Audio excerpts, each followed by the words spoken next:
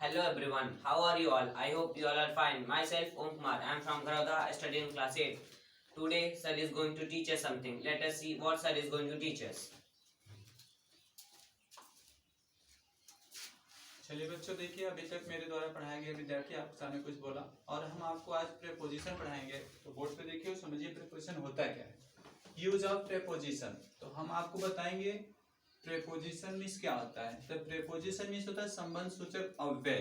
संबंध सूचक अव्यय ये प्रेपोजिशन की हिंदी है। तो यूज मीन्स प्रयोग, यूज ऑफ प्रेपोजिशन माने प्रेपोजिशन का प्रयोग, यानी संबंध सूचक अव्यय का प्रयोग। तो सबसे पहले इंट्रोडक्शन, ऐसे शब्द जो दो संज्ञा, ऐसे शब्द जो दो संज्ञा या सर्वनाम के बीच, माने संज्ञा हो या सर्वनाम उसी के बीच में आकर के स्थान, स्थान को अंग्रेजी में लोकेशन कहते हैं, स्थान की दृष्टि से कुछ संबंध बदलाते हैं, उन्हें प्रेपोजिशन कहते हैं। जैसे देखिए हमने आपको एट का प्रेपोजिशन समझा है, तो देखिए हम आपको अभी एट का प्रेपोजिशन बता रहे हैं। एट का प्रयोग, इसका प्रयोग पर या में के अर्थ में, पर या में के अर्थ में समय का बोध करने के लिए, स्थान का बोध करने के लिए, उम्र का बोध करने के लिए, किसी चीज का कीमत का बोध करने के लिए किया जाता है। जैसे वह सुबह 8 बजे यहाँ आया, तो यहाँ आया समय दिखा रहा है। तो देखिएगा एक बना रहे समय वाला, वह आया माने वह हो गया ही, अब आना का पास्ट में गया है केम, ही केम, और यहाँ का हियर, ही केम हियर। अब ये समय बता रहा है कि 8 बजे आया, 4 बजे आया, 3 बजे आया, यहाँ 4 बजे है। ही केम हियर 4 बजे दिखा रहा है, तो हम यहाँ पहले लिखेंगे 8। 8 क्या है? ये प्रेपोजिशन है, इसी को हम प्रेपोजिशन कहेंगे। तो 4 बजे है तो यहाँ लिखेंगे 4 o'clock। एक बार फिर से समझिए, वह सुबह 4 बजे यहाँ आया, तो वह कही, आना के में यहाँ हियर। अब कह रहा है सुबह 4 बजे आया, तो ये हमारा प्रेपोजिशन है। कितने बजे आया? 4 बजे आया है। 4 बजे के पहले जो ये आ रहा है, ये लोकेशन की दृष्टि से कार्य कर रहा है, इसलिए प्रेपोजिशन कहेंगे। मैं सरकारी पुल में रहता हूँ, तब मैं का हो गया आई, और रहना का लिव, आई लिव। इसके बाद में, ये जो में शब्द आ रहा है वो है स्थान, माने यहाँ समय वाला हो गया। इसमें समय की दृष्टि से स्थान, सरकारीपुर में रहता हूँ माने सरकारीपुर स्थान है, तो मे के अर्थ में यहाँ जो आया हुआ है तो उसका हम लगाएंगे at. I live at Sarkaripur, I live at Sarkaripur. उसकी शादी 20 वर्ष की अवस्था में हुई, तो यहाँ दिखा रहा है उम्र कि 20 साल जब हो गया तो उसकी शादी हो गई, तो उसकी माने वह, तो ही, इसके बाद married, he married, he was married लिखे, he was married, he was married। अब देखिए 20 वर्ष दिखा रहा है, यहाँ करें उम्र के लिए तो हम लगाएंगे उम्र के लिए 8। he was married 8, ये प्रेपोजिशन हो गया, the age, at the age of 20। अंक भी लिख सकते हैं, डेजी लिख सकते हैं। तो उसकी शादी 20 वर्ष की अवस्था में हुई, तो वह हो गया, उसकी माने वह, और हुई माने पास्ट में चला गया, ही वाज मैरिड, वह विवाहित हो गया 20 वर्ष की अवस्था में। तब प्रेपोजिशन है 8 और द एज ऑफ 20। इस प्रकार से 3 एग्जाम्पल आपने बना, समय का एक हो गया, दूसरा स्थान का हो गया, तीसरा उम्र का हो गया, और अब हम चौथा कीमत को बताएंगे।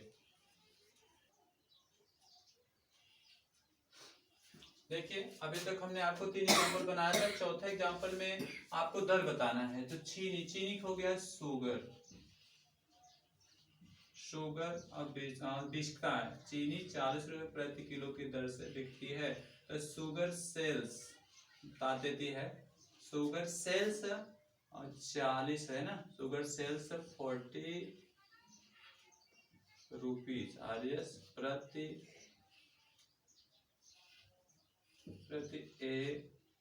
केजी।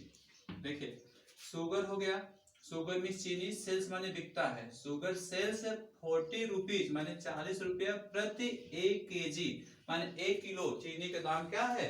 1 किलो चीनी का दाम हो गया 40 रुपया। तो आपको यहाँ पे शुगर सही करना है। देखिए शुगर सेल्स, शुगर में यहाँ ये कर दीजिए, शुगर सेल्स, शुगर माने चीनी, सेल्स माने बिकता है 40 रुपए प्रति 1 केजी। इस प्रकार से आपने दाम का पता लगा लिया कि कौन सी किस में है, माने किलो प्रति दर से। तो दर का यहाँ समझ में आ गया। इसके पहले हमने 3 एग्जाम्पल और बताया था।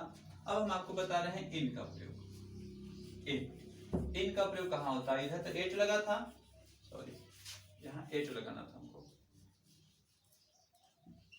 840 रुपीज प्रति केजी। अगर यहाँ पे रुपीज नहीं लिखे कोई दिक्कत नहीं है, 8 इंपॉर्टेंट है। तो शुगर सेल्स, शुगर बिकता है 8 का प्रयोग कब लगाते हैं? जब हमें दर कीमत किसी चीज बताना है। तो शुगर सेल्स 840 रुपीज 1 केजी प्रति केजी।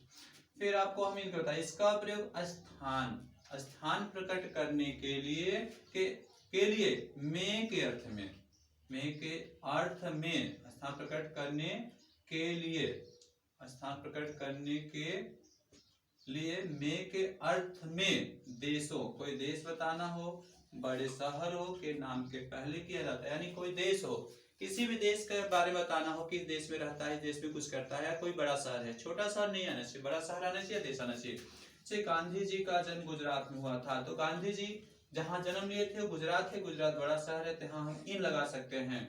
तो हो गया गांधी जी वाज, जन्म लेना का BOR, Gandhi ji was born. अब हम यहाँ लगाएंगे इन गुजरात। समझिए, गांधी जी हो गया गांधी जी, और जन्म हुआ था यानी birth. Gandhi ji was born, Gandhi ji का जन्म हुआ था कहाँ? गुजरात है, तो गुजरात बड़ा शहर है, इसके लिए हम यहाँ लगाएंगे में। तो Gandhi ji was born in Gujarat. और ध्यान दीजिए 8 और इन में अंतर क्या है? किसी गांव में हो, छोटे शहर के लिए, गांव के लिए, कस्बा के लिए 8 का प्रयोग किया जाता है, बड़े शहर के लिए, देश के लिए, और अनजान गांव कोई हो। जैसे अभी बता रहे हैं आपको अगले में, मेरे बड़े भाई अमेरिका में रहते हैं, तो मेरे का भाई और बड़े का एल्डर, माय एल्डर ब्रदर रहते थे, माय एल्डर ब्रदर रहते थे है, तो यहाँ lived, my Elder brother lived, मेरे बड़े भाई रहते थे। अब अमेरिका में है, तो यहाँ लिखेंगे इन, अब बड़ा शहर है तो शहर अमेरिका का है। देखिए, माय एल्डर ब्रदर, मेरे बड़े भाई साहब रहते थे, लिव्ड इन अमेरिका, माने अमेरिका में, अमेरिका क्या है? स्थान है, तो वहां इन लगाएंगे। किसी गांव में बुढ़िया रहती थी। पॉइंट की बात है, ध्यान दीजिएगा।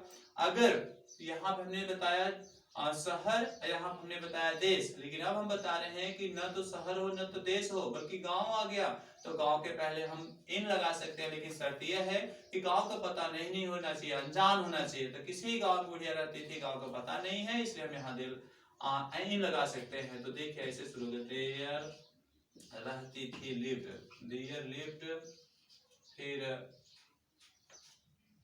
N old woman, there lived an old woman, बुढ़िया रहती थी। अब कह रहा है किसी गांव में, तो हम लगाएंगे इन विलेज, नीचे लिख दे रहे हैं इन ए विलेज। ध्यान दीजिएगा, देयर करता नहीं, इसलिए देयर शुरू होगा। There lived an old woman, एक बुढ़िया रहती थी। कहाँ रहती थी? किसी गांव में, तो गांव का पता नहीं, इसलिए इन लगा सकते हैं, इन ए विलेज। आप दुबई में कमाते थे, तो आप हो गया यू, कमाते थे तो कमाना का earn, EARN, you earned in Dubai. ध्यान दीजिएगा, यहाँ पे इन लगाए हैं। क्यों लगाए हैं समझा रहे हैं आपको। जब हमें एक अनजान गांव के बारे में पता चल रहा है, या बड़े शहर के बारे में पता चल रहा है, या कोई देश है, तो वहां पे हम इन लगाते हैं। और अगर ऐसा नहीं है तो 8 लगाते हैं। जैसे हमने इसके पहले भी आपको बताया था कि किसी गांव के बारे में अगर चर्चा हो रही है 8 लगाएंगे, किसी शहर के बारे में चर्चा हो रही 3 लगाएंगे, किसी देश के बारे में चर्चा हो रही 3 लगाएंगे। यहाँ गांव है, लेकिन यहाँ पे बुढ़िया किस गांव में रहती थी पता नहीं, इसलिए हमने यहाँ लगाया है। फिर कह रहा है आप दुबई में कमाते थे तो यू अर्नड इन दुबई, यहाँ पर भी इन हम लगाएंगे। इस प्रकार से आपको हमने प्रेपोजिशन में सिर्फ 2 प्रेपोजिशन बताया जो कि एट और इन था। ऐसे कई प्रेपोजिशन है। अब हम आपको अगले वीडियो में अगला प्रेपोजिशन पढ़ाएंगे। आज तक के लिए इतना ही काफी है।